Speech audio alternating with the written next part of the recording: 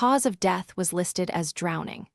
The medical examiner disagreed, arguing that the primary factor leading to the deceased's demise was not simply immersion in water, but rather an external element discovered at the scene.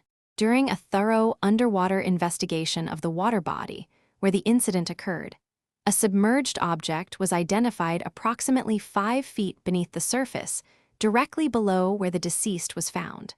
This object, initially obscured by sediment and aquatic debris, was a heavy industrial anchor with sharp edges that could have inflicted significant trauma, consistent with defensive wounds observed on the deceased's forearms. The evidence was consistent with an accidental fall into water leading to drowning. It was also consistent with a scenario involving a struggle or confrontation near the water's edge, potentially initiated by an attempt to retrieve or secure this submerged object, resulting in fatal injuries and subsequent immersion. Chapter: Case Background. The incident under investigation occurred on July 15th at Lake Haven, a popular recreational area situated approximately 30 miles southeast of the city center. At 3:45 p.m. local time, a group of amateur anglers reported to local law enforcement that they had observed an unusual submerged object near the lake's western shore. Upon closer inspection, the anglers described what appeared to be a partially obscured human form beneath the water's surface. Initially, authorities assumed it was debris or equipment abandoned by careless recreational users and dispatched a team for routine retrieval.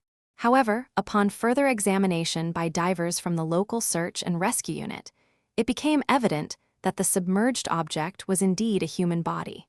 This prompted an immediate call to the medical examiner's office for a thorough forensic investigation of the site. The circumstances surrounding the deceased's presence in Lake Haven remain unclear pending a comprehensive analysis of water samples and environmental factors at the time of discovery. Chapter: Initial findings. Upon arrival at the designated water body, first responders observed a submerged object approximately 30 meters from shore. The location was marked as coordinates 34. 0561 degrees N, 118, 2437 degrees W. Local law enforcement and medical personnel were immediately notified to secure the scene and initiate recovery operations. The deceased was brought to the surface by dive team members exhibiting signs of rigidity and pallor indicative of immersion in cold water for an extended period. Initial medical assessment noted a lack of obvious external injuries, no evidence of trauma, and a position consistent with antemortem submersion. Given the absence of traumatic injury or other apparent cause of death, and noting the presence of fluid within the lungs upon extrication, the initial manner of death was classified as drowning pending further investigation. Autopsy would be required to confirm this determination.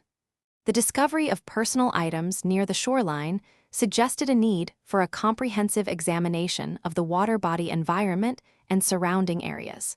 Chapter: Forensic investigation. Upon arrival at the water body, a submerged object approximately 2 meters in diameter was identified through sonar imaging. Divers retrieved this item from a depth of 3 meters, noting it to be partially encrusted with aquatic growth and obscured by debris. The object was carefully placed into a sterile container upon retrieval, maintaining chain of custody documentation throughout the process. Preliminary examination at the scene revealed no immediate signs of tampering or recent disturbance. Notably absent were any personal items typically associated with water recreation, such as swimwear or flotation devices, near the point of discovery. Unexpectedly, the object exhibited unusual material composition not commonly found in local water bodies, warranting further laboratory analysis for identification and potential correlation to the circumstances surrounding the deceased's immersion. Upon retrieval of the submerged object from the water body, comprehensive laboratory analysis was conducted to determine its role in the incident. Water samples collected from various depths around the object were analyzed for pH levels, dissolved oxygen content, and bacterial load using standard biochemical assays.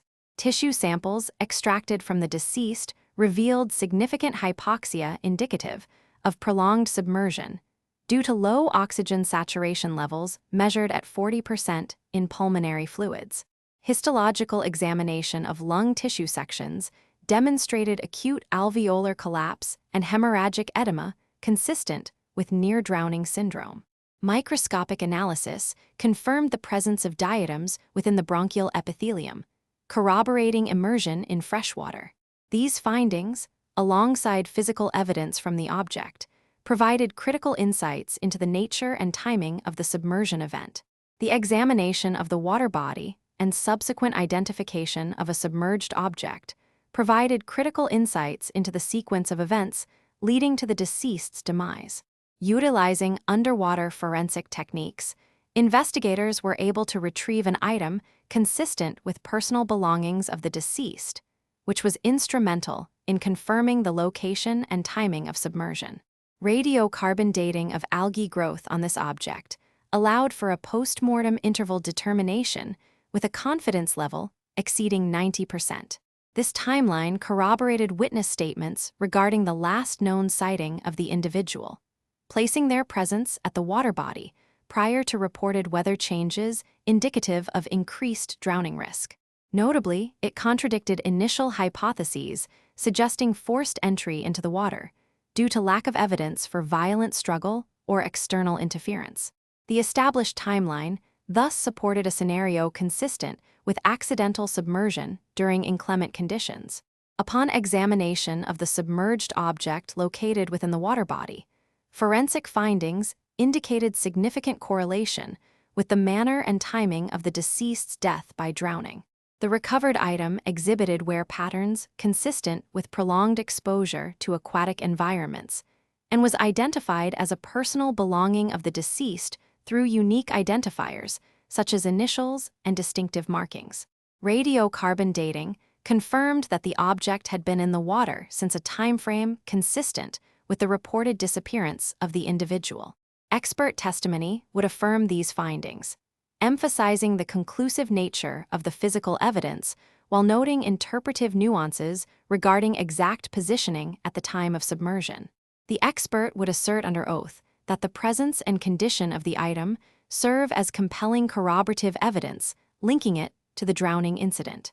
Chapter Resolution. The identification of a submerged object in the body of water served as the pivotal element in resolving this case. Initially, the presence of the deceased was noted, but the cause and manner of death were inconclusive without additional context. The discovery of a weighted backpack bearing the deceased's belongings provided critical evidence that shifted the investigation from accidental drowning to intentional submersion. Forensic analysis revealed water levels consistent with the object being submerged for an extended period, corroborating witness statements regarding recent weather patterns and water level fluctuations. This evidence established a timeline that aligned with the deceased's last known whereabouts and activities leading up to their death. The central finding was confirmed through a combination of chemical residue analysis from the backpack lining and physical examination marks on the body indicative of restraint. These findings altered our initial assessment from accidental drowning to a case of homicide by asphyxiation due to submersion, highlighting the importance of environmental evidence in resolving complex cases involving water bodies. This case underscores the critical importance of thorough underwater examination and recovery techniques in drowning investigations. Identification of submerged objects can provide crucial context regarding the circumstances surrounding a death. Rigorous adherence to evidentiary standards ensures the integrity of findings. The file remains open,